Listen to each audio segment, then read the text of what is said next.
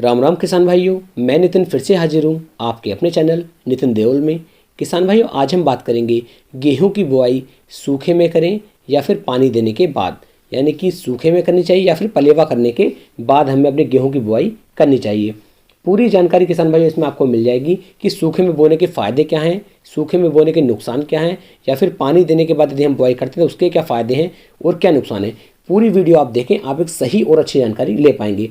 हो सके तो अपने भाई के चैनल को सब्सक्राइब कर लें ताकि आने वाली वीडियो आपको मिलती रहे।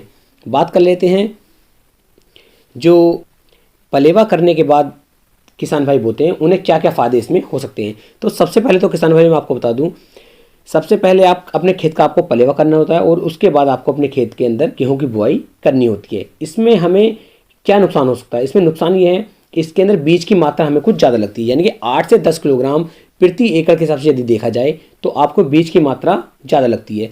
वजह क्या है? क्योंकि जब आप अपने खेत के अंदर बुआई करते हैं तो कुछ बीज गहराई में चला जाता है, कुछ बीज ऊपर रह जाता है और एक समान से वह खेत के अंदर नहीं पहुंच पाता है। इस वजह से हमें 8 से 10 किलोग्राम बीज ज़्यादा पड़ता है। और जब हम ट्रैक्टर से इसकी बुआई करते हैं तो ट्रैक्टर से हमारा कुछ बीज जो है वह छित जाता है, जिसकी वजह से वह जमाव नहीं हो पाता है। उसके बाद किसान भाइयों, जो किसान भाई पलेवा करने के बाद बोते हैं इसके अंदर अंकुरण भी थोड़ा सा कम रह जाता है, क्योंकि बीज जब काफ़ी नीचे पहुंच जाता है तो अंकुरण तेजी के साथ नहीं हो पाता है। वहीं पर किसान भाई इसके कुछ फ़ायदे भी हैं। जो किसान भाई पलेवा करने के बाद गेहूं की बुआई करते हैं उनके जो पौधे होंगे गेहूं के, वह पौधे बहुत तेज़ी के साथ विकास करेंगे।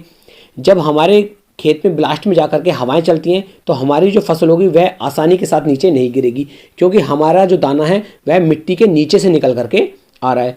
कल्लों की संख्या भी किसान भाई जो पलेवे के बाद जो गेहूं बोई जाती है उसमें ज़्यादा बनते हैं। जड़ों का जमाव भी बहुत ही ज़्यादा होता है।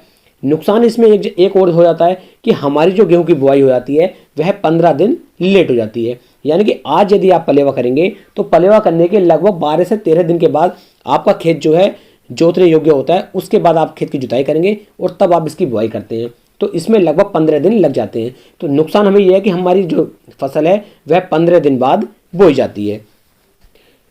अब किसान भाइयों बात कर लेते हैं हम सूखे के फायदे और नुकसान के बारे में। तो सूखे के फायदे और नुकसान क्या है? तो सूखे में जो है एक तो समय कम लगता है। समय कम लगने का मतलब यह है कि आज हमने अपने खेत की जुताई की और आज ही हमने अपने खेत के अंदर गेहूं की बुआई कर दी, जिससे क्या होता है, और आपने पूरे खेत के अंदर आज ही पानी आप लगा देंगे या फिर कल की डेट में आप पानी लगा देंगे तो आपका खेत जो है वह लगभग 15 दिन अगाया हो जाता है। आपकी गेहूं की जो फसल है वह 15 दिन पहले उसकी बोनी हो जाती है।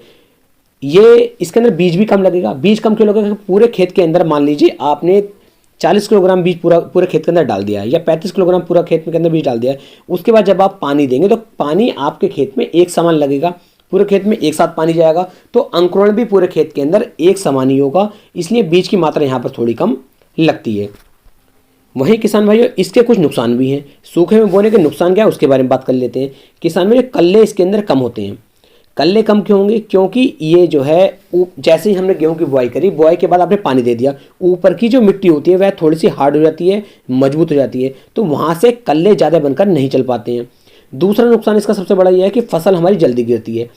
मान लीजिए जब हवा हमारे यहाँ चलेगी, जब हमारी फसल थोड़ी बड़ी हो जाती है, हवा चलती है, तो हवा चलने पर यह फसल गिर जाती है। गिरने की वजह क्यों है? क्योंकि इसके ये मिट्टी के अंदर नहीं जा पाता है दाना, मिट्टी के ऊपरी सतह पर रह जाता है। इसकी वजह से इसके अंदर जो है ज़्यादा अच्छी तरीके से जड़ों का विकास नहीं हो पाता है। इसके अलावा किसान भाइयों इसके अंदर टिल्डिंग भी बहुत ज़्यादा कम होती है, क्योंकि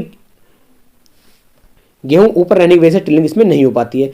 इसमें फ़ायदा हमें क्या है? फ़ायदा एक ये है कि आज हमने बुआई की, बुआई करने के 3 दिन के बाद आपकी गेहूं जम करके तैयार हो जाती है। जिन किसान भाइयों ने पलेवा करके बुआई की है उन किसान भाइयों की 15 दिन लेट होती है। तो फ़ायदा आपको जाता है कि 2 से 3 दिन के अंदर ही आपकी गेहूँ जो है बाहर निकल कर आ जाती है। इसमें एक नुकसान और भी है किसान भाइयों, जब आपके यहाँ पर टेम्परेचर हाई होता है, हाई टेम्परेचर में सूखे में बोई हुई गेहूं की जो फसल होती है यह सूखना शुरू हो जाती है, जिसे कहते हैं भड़कना। आपने देखा हो कि उसका खेत भड़क गया है, उसकी गेहूं भड़क गई है, तो वजह क्या है? दाना ऊपर रहने की वजह से हाई टेम्परेचर जैसे ही दाने के ऊपर पड़ता है या फसल के ऊपर पड़ता है, फसल जो है हल्की हल्की सूखनी शुरू हो जाती है और यहाँ पर हमारी फसल का एवरेज गिर जाता है। अब बात कर लेते हैं इन दोनों में से बढ़िया कौन सा तरीका है? पलेवा करने के बाद बोनी चाहिए या पलेवा करने से पहले बोनी चाहिए? तो किसान भाई यदि आप नवंबर तक बुआई करते हैं तब तो मैं आपको राय दूंगा कि आप अपने खेत का पलेवा करें और पलेवा करने के बाद ही गेहूं की बुआई करें, वह सबसे अच्छा तरीका है। लेकिन यदि नवंबर के बाद आप बुआई करते हैं अपनी गेहूं की फसल की, तो आप उसकी बुआई सूखे में कर सकते हैं। क्योंकि किसान भाइयों, यदि आप नवंबर के बाद इसकी बुआई कर रहे हैं पलेवा करने के बाद, तो काफ़ी लेट हो जाती है, वैसे भी आपका एवरेज जो है काफ़ी नीचे चला जाता है। तो ये थी मेरी राय। अब आप इसके बारे में क्या सोचते हैं, क्या समझते हैं, आप मुझे कमेंट करके बता सकते हैं। किसान भाइयों, उम्मीद है मैं आपको एक सही और अच्छी जानकारी ले पाया हूँ। यदि वीडियो पसंद आई हो तो वीडियो को लाइक, कमेंट और शेयर जरूर करें। फिर मिलेंगे किसान भाइयों एक नई वीडियो में एक नई जानकारी के साथ। तब तक के लिए राम राम जी।